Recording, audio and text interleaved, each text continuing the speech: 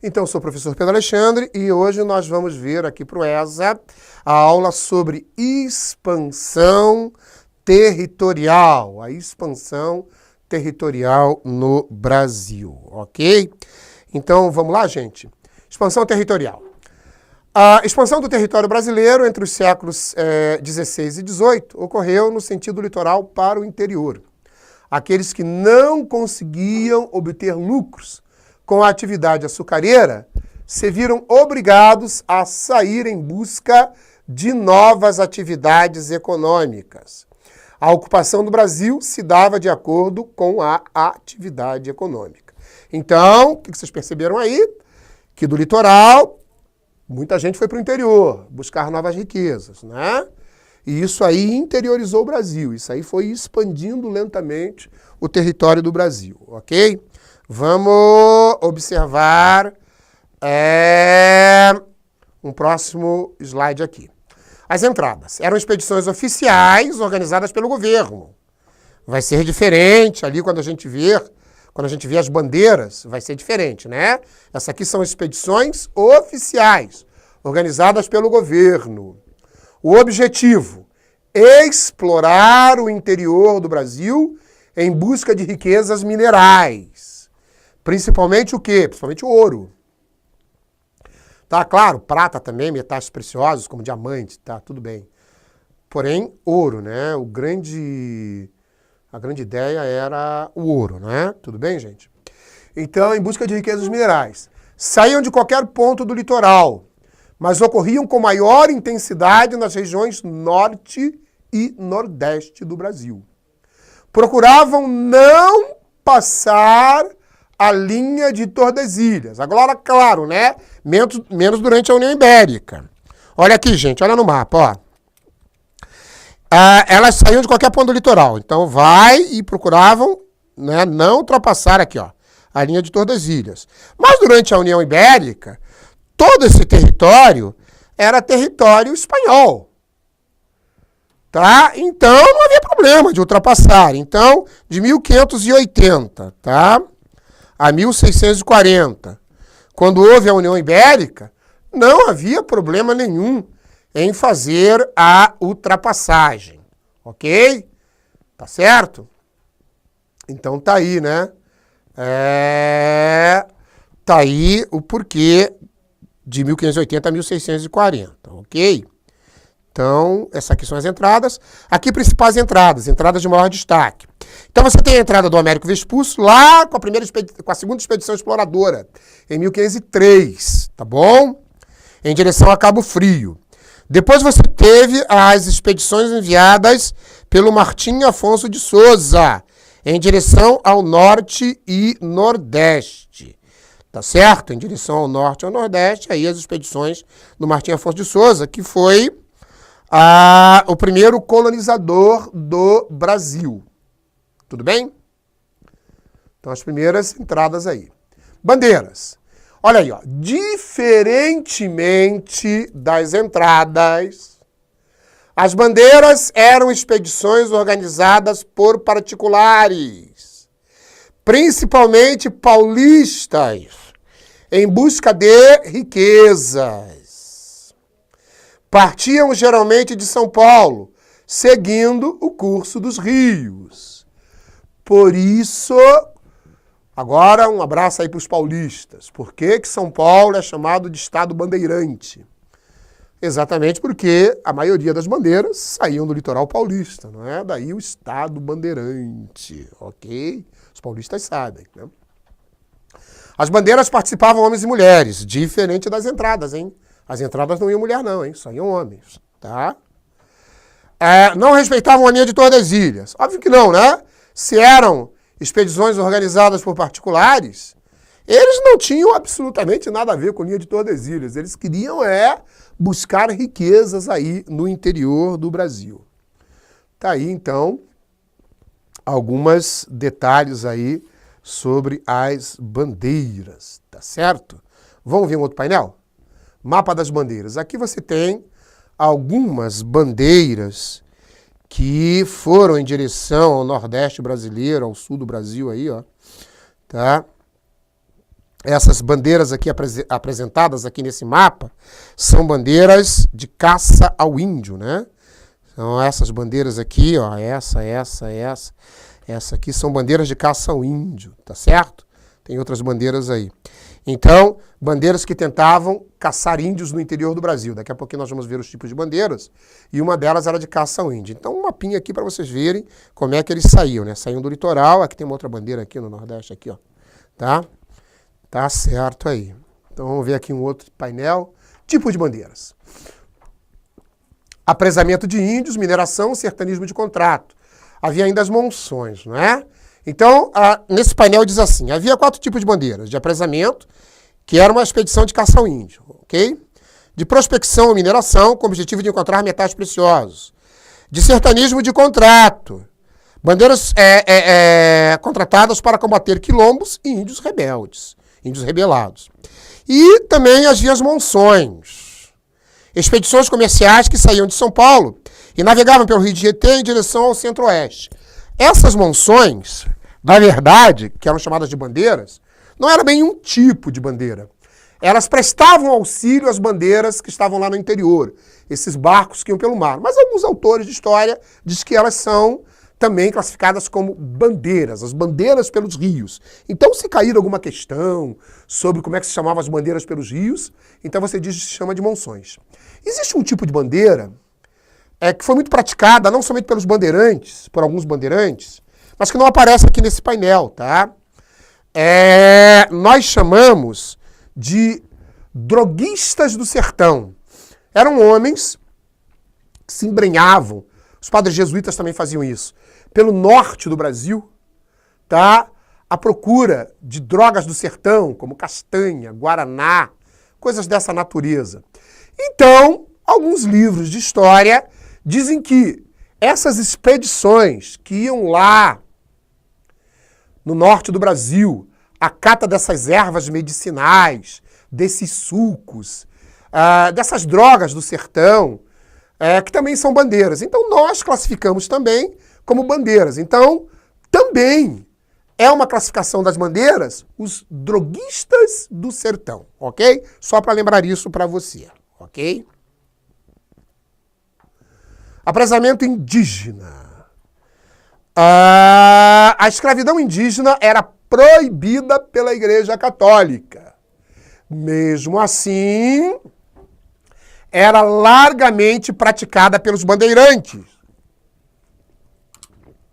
Daí, a grande briga, né, entre bandeirantes e jesuítas. Muitos bandeirantes, inclusive, foram excomungados pelos jesuítas por causa dessa prática de capturar índios para vendê-los no litoral como escravos nos engenhos de açúcar. Os bandeirantes atacavam aldeamentos indígenas e, depois de os prenderem, vendiam no litoral como escravos aos engenhos. Então, infelizmente, né, isso aconteceu. Está aqui, olha, índios escravos, famílias escravas indígenas sendo conduzidas por escravidão, né? Tá aí. Vamos ver um outro slide aqui? Raposo Tavares. A bandeira de apresamento mais importante, perdão, foi comandada por, perdão, uma tossezinha básica aqui, né? Acho que já estou melhor.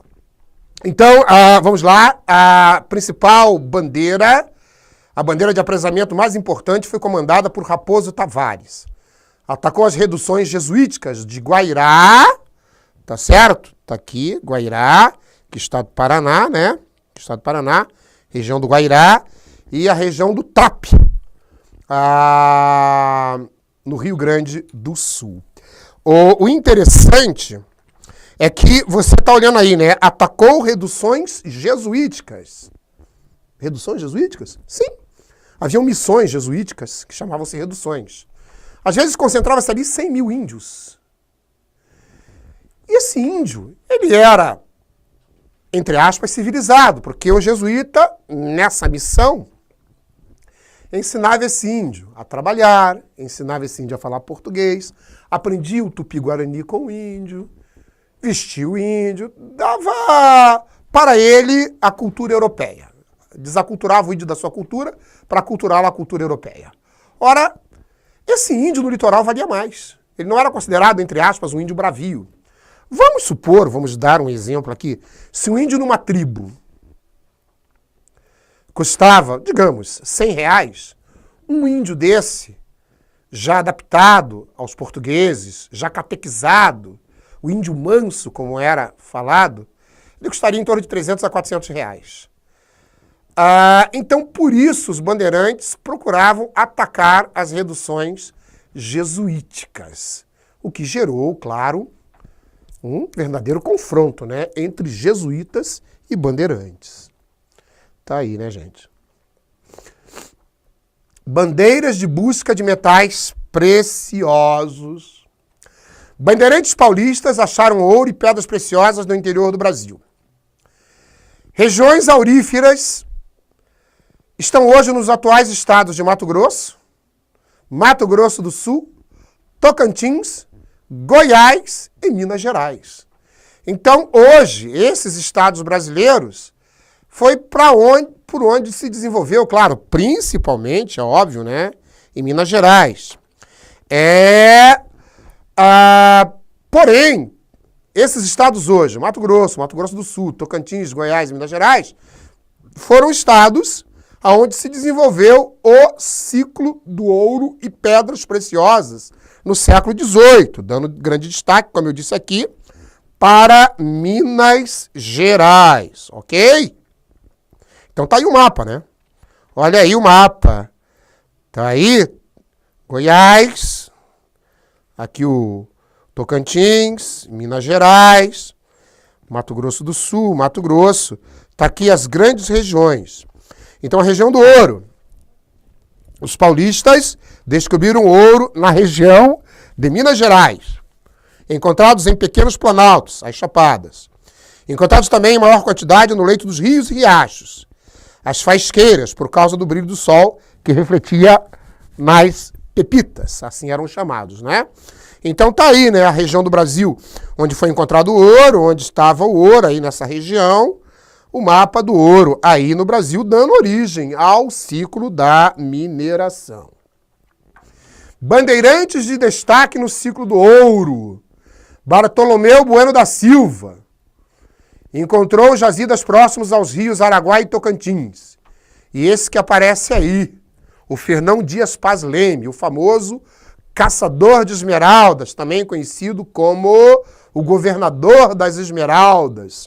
Ele era obcecado por esmeraldas. Esmeraldas é o diamante verde, de um valor imensurável, né? Um valor enorme. E ele vai para o interior do Brasil buscar essas esmeraldas, ele vai ficar 7 anos no interior do Brasil. Ele, inclusive, vai morrer de paludismo, ou seja, febre amarela, né? Chamada de febre amarela ou malária. Ele encontrou, mas ele não encontrou, ele encontrou pedras verdes. Mas essas pedras verdes não eram esmeraldas, essas pedras verdes eram turmalinas, que é uma pedra de baixo valor. Ele morreu pensando ter encontrado as esmeraldas, mas não as encontrou. 7 anos durou a bandeira dele, mas ele criou, nesses 7 anos, pelo interior do Brasil, povoados, interiorizando o Brasil, né? Na verdade, qual é o grande lance das entradas e bandeiras? Qual é o título dessa aula? É expansão territorial. Qual vai ser uma das consequências das entradas e bandeiras? Na medida em que eles vão caminhando para o interior do Brasil, eles vão abrindo aí roçados, eles vão criando povoados, e isso vai fazer com que nasçam povoados. Hoje são cidades do interior do Brasil, ok? Então temos aí o Bartolomeu Bueno da Silva, que encontrou jazidas próximas aos rios Araguaia e Tocantins, o Fernão Dias Paz Leme, o caçador de esmeraldas, encontrou turmalinas na região de Minas Gerais, depois de 7 anos. E Borba Gato, que encontrou ouro em Sabará. Inclusive, Borba Gato, ao encontrar ouro em Sabará, ele dará início a esse grande ciclo de ouro lá na região das Minas, que depois nós vamos ver aí numa aula. Não somente em Minas Gerais, mas em toda aquela região central ali do Brasil, né? Sertanismo de contrato. Olha o sertanismo de contrato aí. Pagos pelos fazendeiros, Os bandeirantes do sertanismo de contrato atacavam aldeamentos dos índios e quilombos. Esses aldeamentos de índios brabos, né? Ou, às vezes, diziam, nós queremos índios, vão lá buscar índios para trabalhar para a gente. E aí pagavam a bandeira ia lá só para pegar índio para esses fazendeiros. Mas o grande lance do sertanismo de contrato são o ataque aos quilombos. Recebiam dos fazendeiros pelos negros capturados lá nos quilombos e podiam ficar com os índios. Algumas bandeiras de sertanismo de contrato que atacavam quilombos, tá? Muitos índios moravam nesses quilombos também, e eles também passavam nas aldeias, pegavam esses índios. Se eles trouxessem negros fugitivos, trouxessem uma quantidade grande de negros para esses fazendeiros, eles podiam até ficar com os índios. Olha que coisa interessante essa história do sertanismo de contrato. Domingos Jorge Velho, que aparece aí nesse painel, foi o que atacou o maior dos quilombos, né? O quilombo dos Palmares, e matou o rei Zumbi, tá certo? Zumbi, rei dos Palmares, foi morto aí nesse ataque de Domingos Jorge Velho ao quilombo dos Palmares. Monções, bandeiras feitas pelos rios, como nós já dissemos aí. Geralmente saíam de São Paulo. Davam apoio, levando mercadorias às outras bandeiras, como nós já explicamos para vocês, né? As monções, elas saíam, também eram bandeiras, mas davam apoio a outras bandeiras. Às vezes uma bandeira estava lá a 2.000 quilômetros do litoral, a 3.000 quilômetros. Eles mandavam batedores, esses batedores chegavam até o litoral e diziam, olha, precisamos mandar recursos lá para aquela bandeira. Então essas monções saíam pelos rios para levar recursos a essas bandeiras. Roupas, né? Carne seca, rapadura, farofa, botas, armas, munição, todas essas coisas, tá certo? Então tá aí as monções. Bom, qual é a grande consequência de tudo isso, né, gente?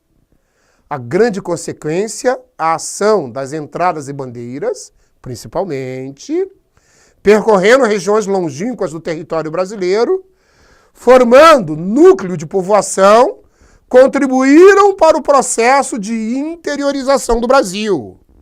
Ô, gente, não foram só as entradas e bandeiras. Tinha também as reduções jesuíticas que nós vamos ver e o gado. Mas principalmente as entradas e bandeiras. Na medida em que elas iam para o interior, fundavam-se povoados, né? Às vezes eles precisavam parar, cultivar pequenas roças, e ali nascia uma casa aqui, uma casa ali. Se você estudar, se você é do interior do Brasil, se você está me acompanhando nessas aulas, e você aí é de Goiás, você é de Mato Grosso, você é do Tocantins, você é dessa região central do Brasil, você é da região central de Minas, você é do Nordeste brasileiro, se você é da região oeste do Paraná, região oeste do Rio Grande do Sul, pesquisa aí a fundação da sua cidade, que provavelmente tem aí a mão dos bandeirantes, ou das entradas, ou de uma missão jesuítica, é o caso lá dos 7 povos das missões no Rio Grande do Sul, ou tem lá uma fazenda de gado, né, que foi construída aí e acabou dando origem a uma cidade. Então pesquisa aí no interior do Brasil qual é a origem da tua cidade, como é que a sua cidade se formou. Você vai encontrar, possivelmente, aí na maioria das cidades do interior do Brasil, aí, ligar a fundação da sua cidade ligada a uma fazenda de gado, ou uma missão jesuítica, ou alguma entrada, alguma bandeira, ok? Tudo bem? Pecuária. Então, primeiro as cabeças de gado chegaram com Martim Afonso de Souza ao Brasil, né?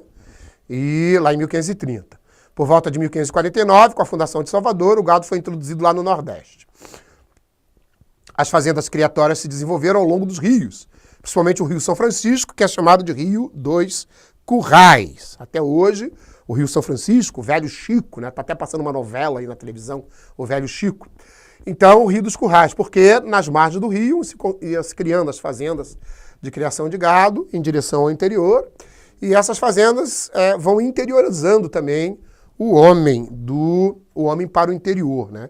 Então, também a pecuária é um fator de expansão territorial do Brasil para o interior, ok?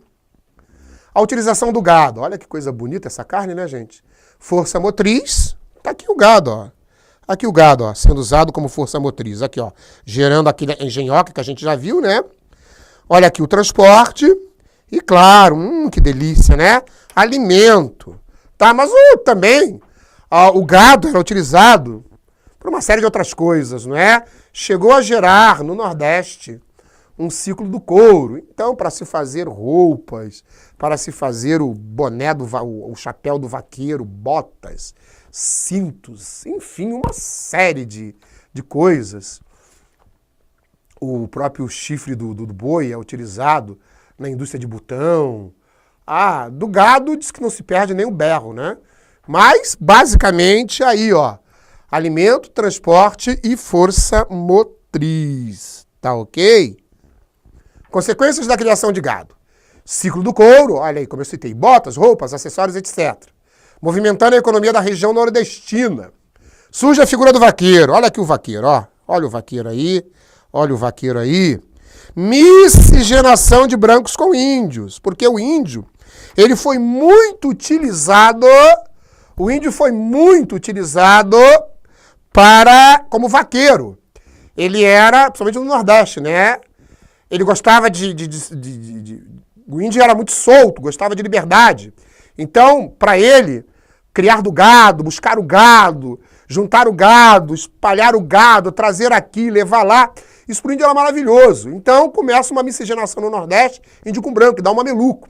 Os nordestinos, eles são assim, chamados, a grande parte deles, dos vaqueiros nordestinos, são chamados de mamelucos, né? Eles têm essas fisionomias, essas filosofias, queimado do sol, mas é uma mistura de índio com branco. A gente chama isso aí de mamelucos, né? A miscigenação de brancos com índios. A miscigenação de brancos com índios se dá muito, né? No Nordeste aí,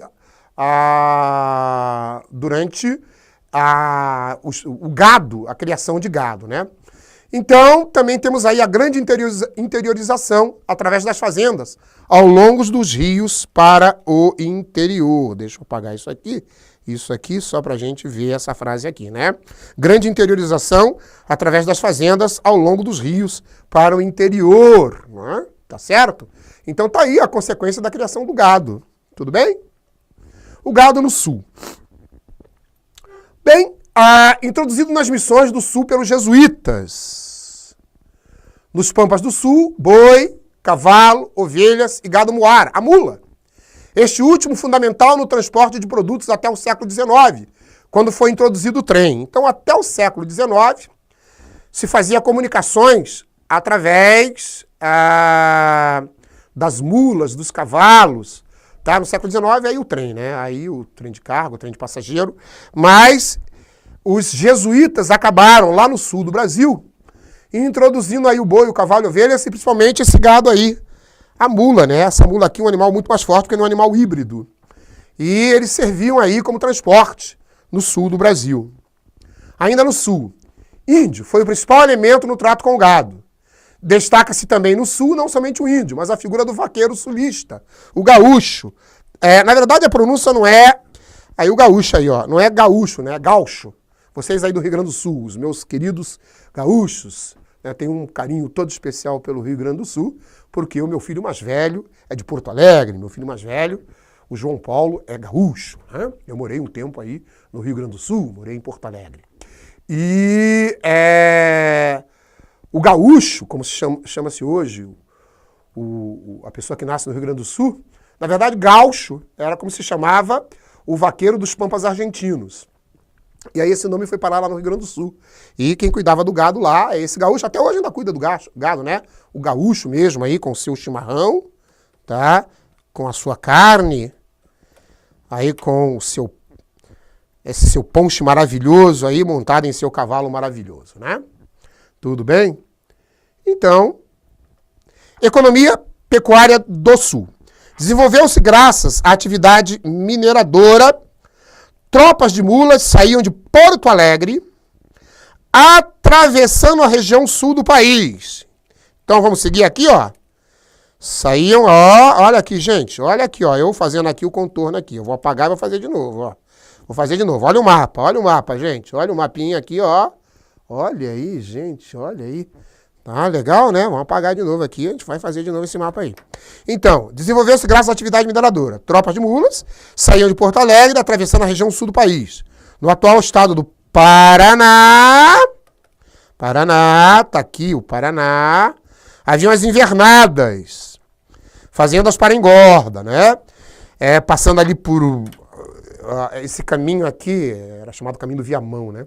Então passava-se por Mafra, depois vinha para Curitiba, passava em Ponta Grossa, passava naquela região de Campos Gerais, de Tibagi, e em direção a São Paulo. Vamos botar o mapa lá de novo, aqui, ó.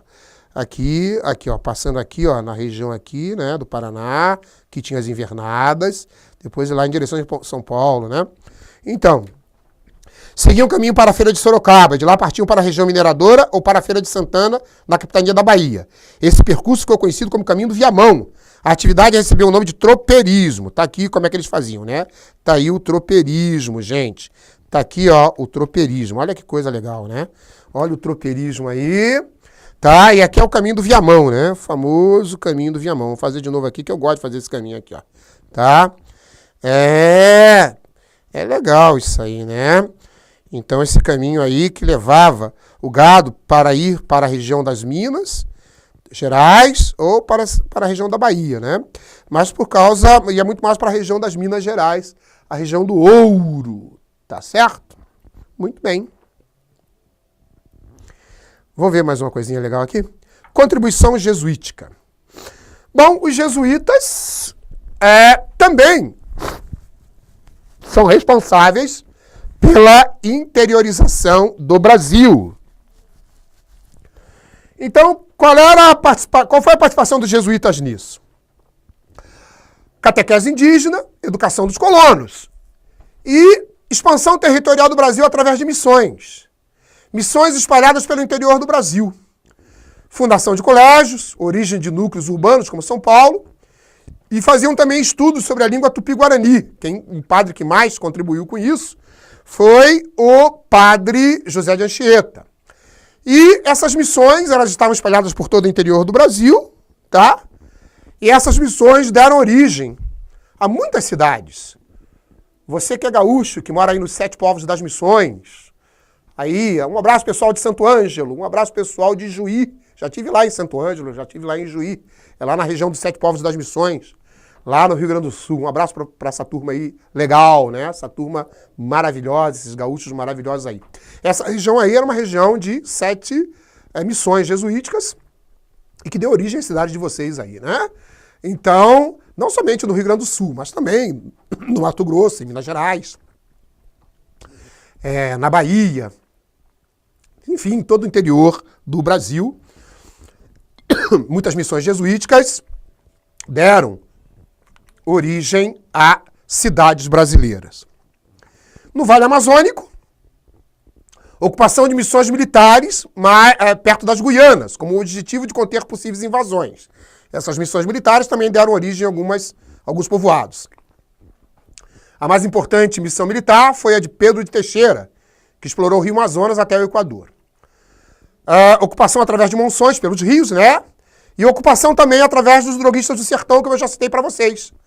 Bandeirantes e jesuítas, que iam para o interior, pegar aí o Guaraná, olha o Guaraná aí, gente. A Castanha do Pará, o Guaraná, né? Então, essa região ela é muito ocupada por missões jesuíticas e também por alguns bandeirantes que buscavam essas drogas do sertão, aí nessa região, para vendê-las depois, no litoral, ou mandar para a Europa.